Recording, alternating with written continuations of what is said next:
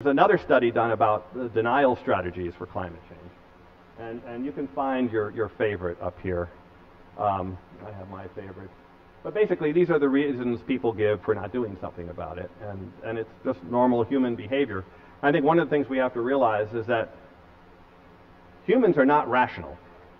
You know, I got over that a long time ago giving talks on climate change. We're not. And we should recognize that fact and maybe try to use that to figure out ways of communicating and convincing people, because this is real. This is the most serious threat we have ever faced in all of history. It's happening very rapidly, and so we have to get over these things. So let's talk a little bit, if you run a business, what does this mean to you? There will be a decline in products that are carbon intensive. It's already happening somewhat. Cars, we've seen recently, the clunkers being turned into more fuel efficient cars. But this is going to happen more across the board. Relatively short time frames, by the way. This is an unusual situation. If I was to tell you in the early 90s there's going to be this incredible thing called the internet, and it's going to change everything, and you believe me, and you acted on that information, you would do really well for yourself. This is a very similar thing. This is a for sure thing that's happening now, and almost everyone's ignoring it. I mean, we talk about it a lot, but we're not doing anything. So if you actually act on it, you can actually do quite well, but at the same time, things are going to be, it's not going to all be rosy here. So there's going to be impacts on your business and your employees, your customers. There are going to be hurricanes. We already lost a city, a major city, a bunch of small ones. We're going to lose more of them in next decade. There is drought. There's more wildfires. They're up 50%, probably even more than that by now, actually. More flooding, and there's more drought. Pandemics we're seeing now, sea level rise is going to start a little slowly and then pick up a little later. You have to watch out for optimized systems, just-in-time inventory and things like that. Because what happens when the factory making your widget in Florida gets hit by a hurricane or a flood or something like that, and you don't have it? So you have to think a little differently. Rather than optimizing, you want to be robust. Rather, optimize means you're best for a certain set of conditions. But what you want to be is robust. You want to work well under a wide set of conditions. And there's going to be a lot of unforeseen impacts. I don't know if you know what black swans are. There's a book called Black Swans. But black swans are basically unforeseen events that change everything, like the transistor or 9/11 or the internet. And global warming is going to cause a lot of black swans. And you think that they're rare events that aren't predicted, but they really end up changing the world we live in, and global warming fits into that category. Okay, so that's the bad news. What should we do? Well, it turns out there's a lot we can do, and there's a lot we really have to do. I'm going to start off by talking about what you can personally do. And the first thing I have on that list is to ask your children for forgiveness, because no matter what we do at this point, it's going to be really bad for them, and we're sort of going to leave them this really awful mess. You can do things like get a fuel-efficient car. We have someone here who can tell you, Felix, can tell you all about that. You can eat less beef.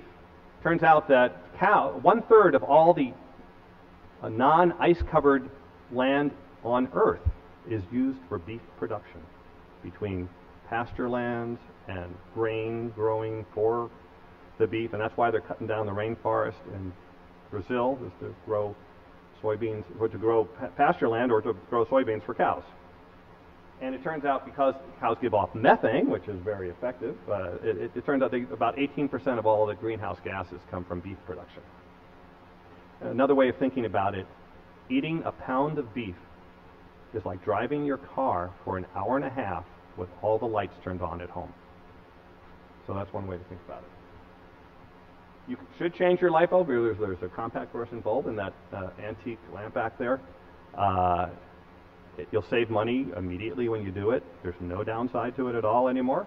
It's really, and by turning your thermostat down or up, as the case may be, depending on the season, wearing a sweater, keep you warm, those kind of things can help. Importantly, though, you need to talk to your family and friends and colleagues about what's happening and get them engaged on the subject. If you work for a company, you can get them to go green, and you can leverage your own impact into a much larger cause. And perhaps the most important thing you can do is talk to your elected leaders, because, as we're about to see, the things we really have to do really have to happen at the national and global level. And the biggest obstacle to change right now is the Congress. A lot of people, actually, people want to do something about it, but most of the inertia is in the Congress right now. So what should our country do? We need to implement a cap-and-trade system or a tax on CO2 as quickly as possible. The one that's in Congress now is really watered down and will not be effective in turning the problem around. But it will put the structures in place so when everyone panics a few years from now, we won't have to spend a few more years putting those structures in place. We can just sort of increase the numbers a bit, increase the tax or increase the emission targets and things like that, or decrease emission targets. So it's important to pass that law, but we should not fool ourselves that that's going to actually solve the problem. We need to have mandatory energy efficiency standards around the country. Folks in Berkeley pioneered this 25 years ago, or actually a little more than that now. And as you may know, in the last 25 years, while the rest of the country increased its energy per capita by 50%, California stayed the same. And basically that's because of its Title 24 building standards. And I don't see us suffering in our buildings compared to the, New Jersey or anything like that. So there's really no excuse for not having that being nationwide and much more strict than it is now. And by the way, buildings are about 40% of all the greenhouse gases are caused by buildings and energy for buildings. We have to ban coal-fired power plants because they give off the most CO2 per unit of energy. And there's just no excuse for doing that anymore. And we also have to get rid of the ones we have, which is a lot harder to do, but we have to do it because, as Jim Hansen said, we have to get down to 350 parts per million. We're already at 387 and climbing at about 3 points per year.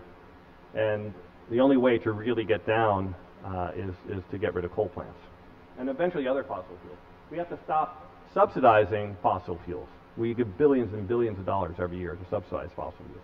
We have to take that money away from fossil fuels and subsidize clean technology. We have to increase research spending 100-fold. Well, actually, as compared to the Bush administration. We've already gone up a lot in the Obama administration.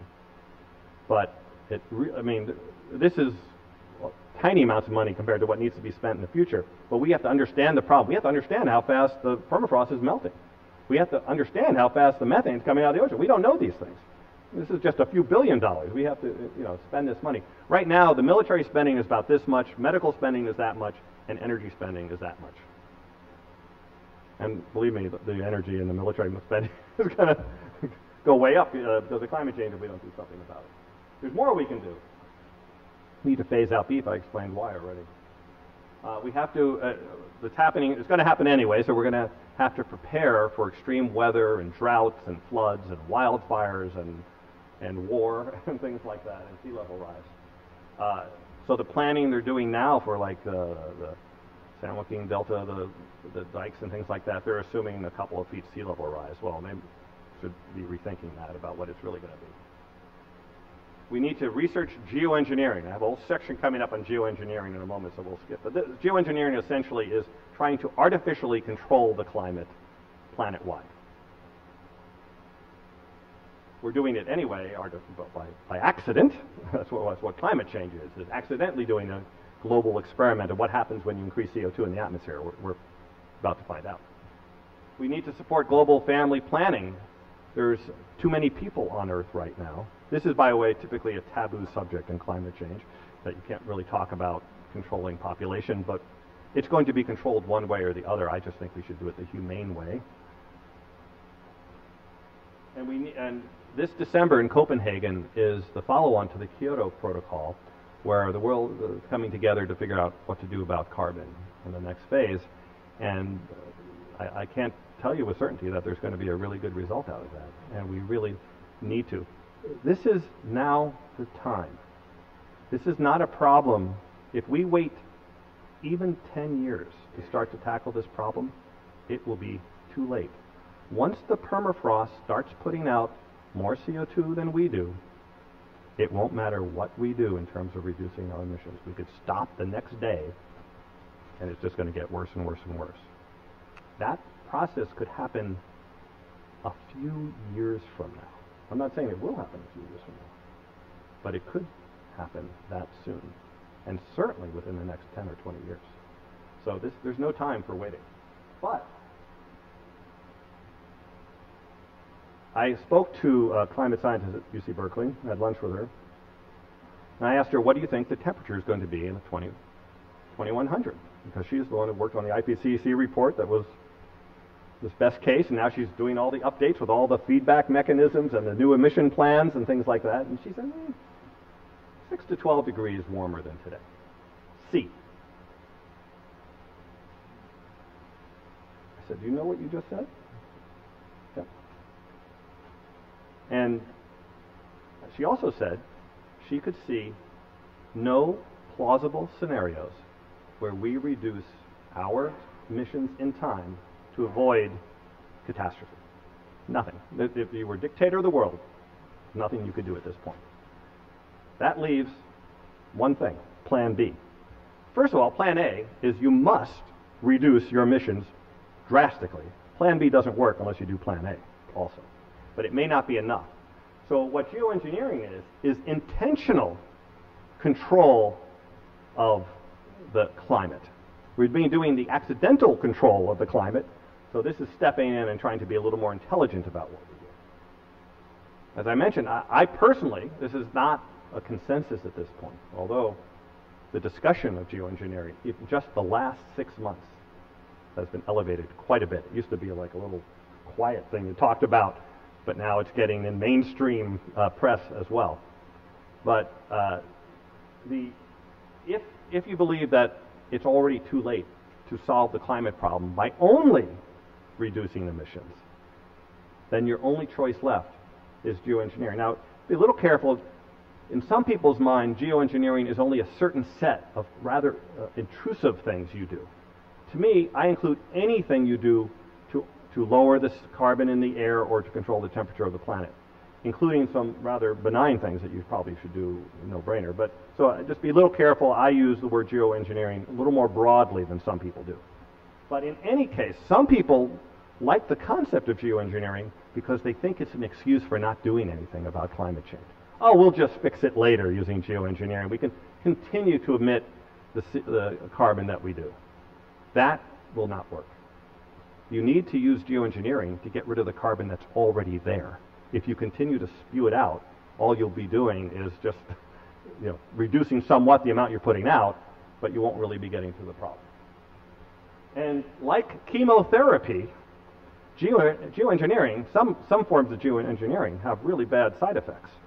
But then, like chemotherapy, you might lose your hair and feel really, really sick. But the alternative isn't quite acceptable either, is it? So that's why I liken it to that. Let's look at some examples of geoengineering. And this is not an exhaustive list, but these are some of the main ones. The one that's talked about the most, and is somewhat easy in some ways, is blocking sunlight. You only have to reduce the amount of sunlight hitting the Earth by about 2% to reverse the effects of climate change.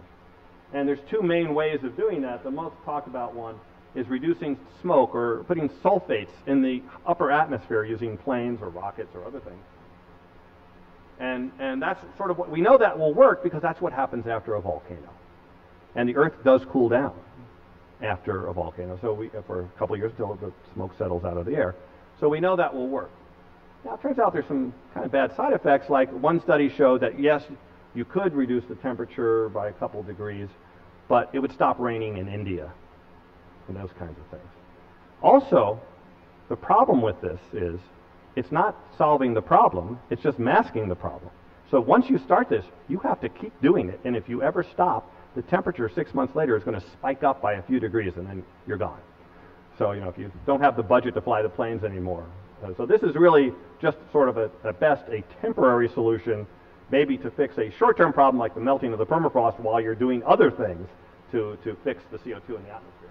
Oh, I'm sorry, I should go back here. The other one is to build ships that take seawater and pulverize it and throw it up in the atmosphere and create low-level clouds. Ships do this anyway with their smokestacks, so they make small clouds. This would make big clouds, and you can put the ships where you want them, and you can be very strategic about that. So there's some interesting capabilities about that. The other thing to do, and this is somewhat controversial, is to put iron in the ocean. And iron is sort of a fertilizer for algae. It makes algae grow, and algae eats CO2. and then hopefully they die and sink to the